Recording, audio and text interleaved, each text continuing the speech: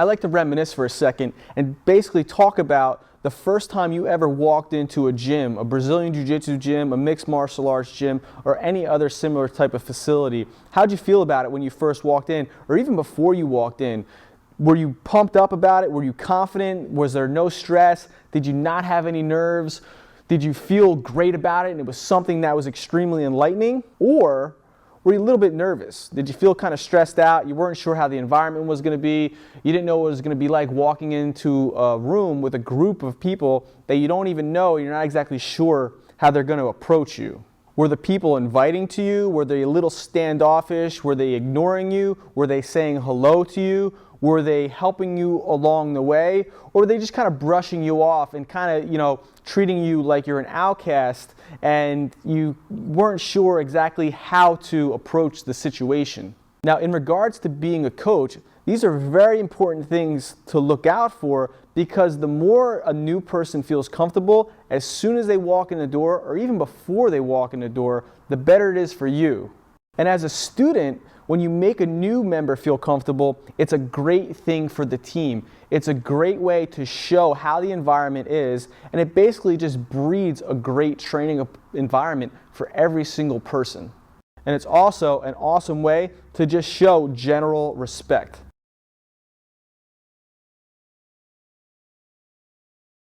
Don't do this. Don't just let someone stand in the doorway, in the hallway, or in the reception area without even saying hello to them. Do this. Even if you're not a coach, if you're just a student, if you see someone standing there in the hallway, the reception area, or in the doorway, and you're the closest one to them, just take a second to say hello to them. It's really quick. It's a really nice gesture that will help them make themselves more comfortable than what they were when they first walked in. Don't do this. Don't just walk by somebody that you've never even met before and ignore them without even acknowledging them. Do this. When you first walk in, or you see somebody else first walk in and you're about to walk past them, just take a second to say hello to them, regardless if you know them or not. It's just a nice thing to do. If you're a coach, don't just let the new student line up in front of the class without giving them an idea of what they're supposed to do. And if they're a student and the person seems lost, don't just ignore them. Let them know how to line up, the proper way they're supposed to do it, whether they have to bow, the order that they have to stand, or anything else they may need to know to get them ready for the beginning of the class. Another great thing to do is to introduce them to the whole class, let them know what their name is, have the whole class, basically say hello to them while they're in line, and even better, have everyone clap for that new student as well. I guarantee it's going to make them feel more comfortable than when they first walked in and even before they stepped on the mat. Don't do this.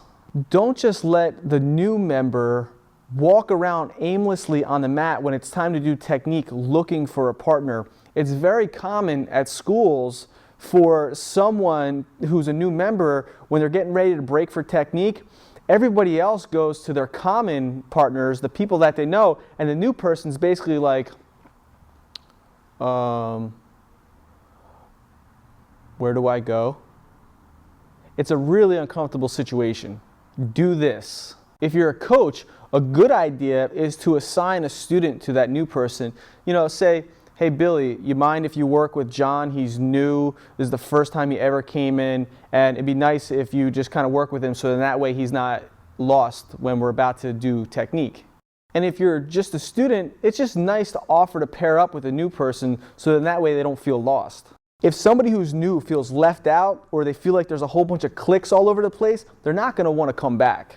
Don't do this. Don't think down on somebody who can't keep up with everyone else, especially if they're new. Do this. It's usually really hard for someone who's a beginner to keep up the pace with the regular class when they first walk in, because most people don't have the conditioning for grappling or jiu-jitsu, even if they're already working out. If you're a coach, let them know that they should be pacing themselves, especially if it's an activity that they've never done before.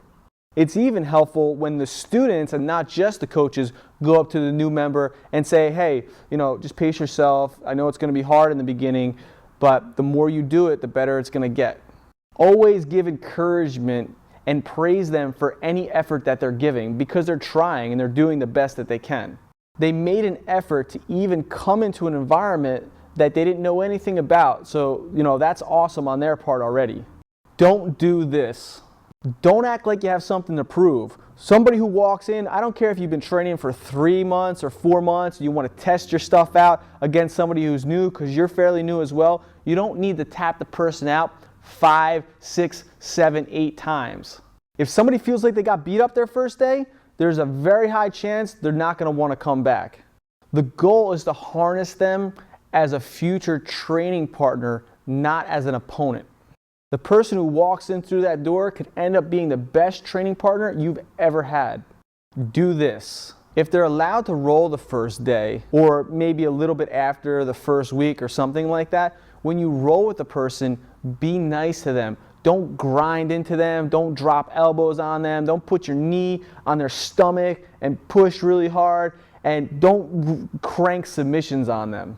What you want to do though is you do want to use the skills that you learn to control them in a nice way and try to get at least one submission. Now the reason why you want to control them and get at least one submission is because you still want them to know that there's a reason that they're there and what you're learning works. So if they do get submitted by something that's nice, or they get controlled the whole time, they're going to have a better outlook in regards to what they can possibly learn. So the goal is to make sure they don't get beat up, but you still want them to kind of get an idea of the fact that what you're learning is helpful in regards to what they know already. Lots of times joint lock submissions like arm locks and kimuras and so forth, the person doesn't really know how to tap yet. So they're not really the best options in regards to going for submissions in the beginning. Rear naked chokes, possibly triangle chokes that you can control, and the person actually feels that they're starting to choke a little bit, then they're going to want to tap you or stop the rolling because they'll have a better idea that they're in a really bad spot. Don't do this. Don't do leg locks and heel hooks on new people. That last point is pretty self-explanatory. Do this. Now, some schools don't allow rolling or live training within the first few months, and the reason for this is so that the new student doesn't have a sense that they're getting beat up constantly every day that they come in, and it helps increase their confidence as they learn the fundamental techniques so then they can get well prepared for the rolling later on in the future. You want to do the best you can to make the training partner feel like they're not getting overwhelmed and they're not just a training dummy. The point is, don't overwhelm the new people. Don't do this. Don't get annoyed if the person isn't learning well and not getting the move right away. Do this. If your new member or your new teammate is having trouble with a movement and you're not sure how to help them, or you don't want to act like the teacher, take the initiative to call your coach over for them and say, hey, Billy's having a little bit trouble. Can you help him out? By doing that, you're just being a good training partner. Don't do this.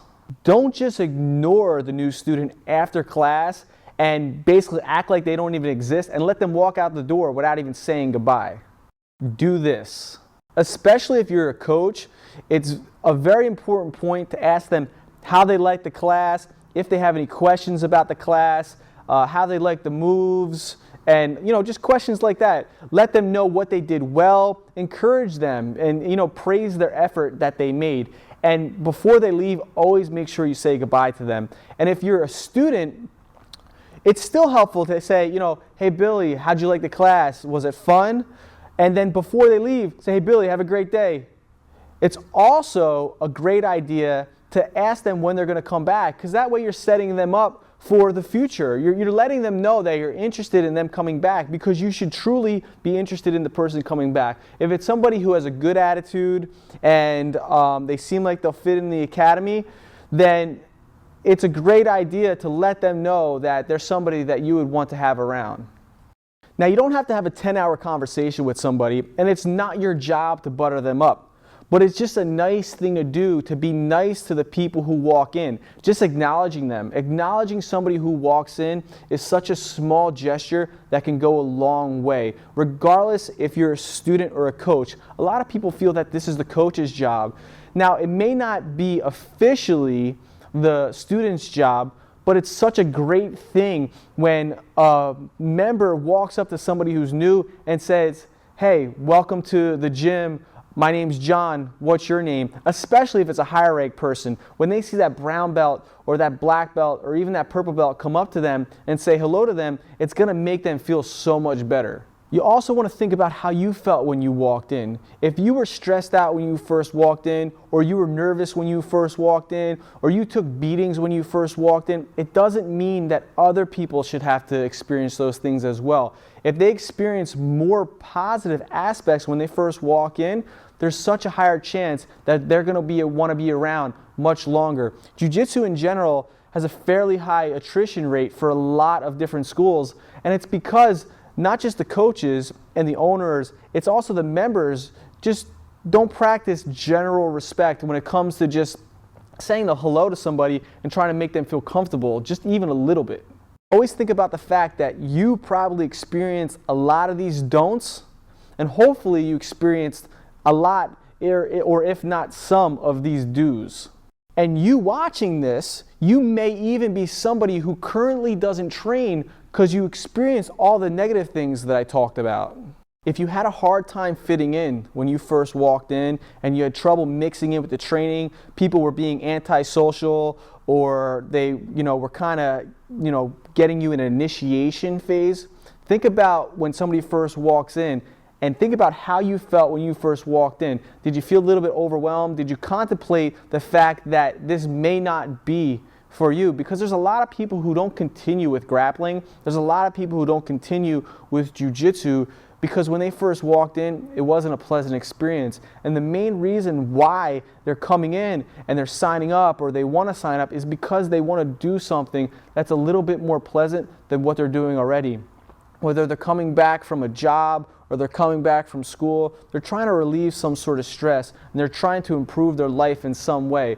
So be a reflection of that and do the best you can as a coach, as a student, as a representative of the school to make people feel as comfortable as possible. It's only going to help everybody, and you're going to build such a strong team. All right, everybody, hopefully that helps you out. Hopefully it helps you make other people feel more comfortable. And if you're somebody who's new and you're getting ready to try at a gym, hopefully somebody watches this video, or they already do these things, and you can have a positive experience. If you have any questions or comments, critiques, doesn't really matter, let me know. Post comments wherever you see this video, and I look forward to speaking with you. All right, guys? Peace.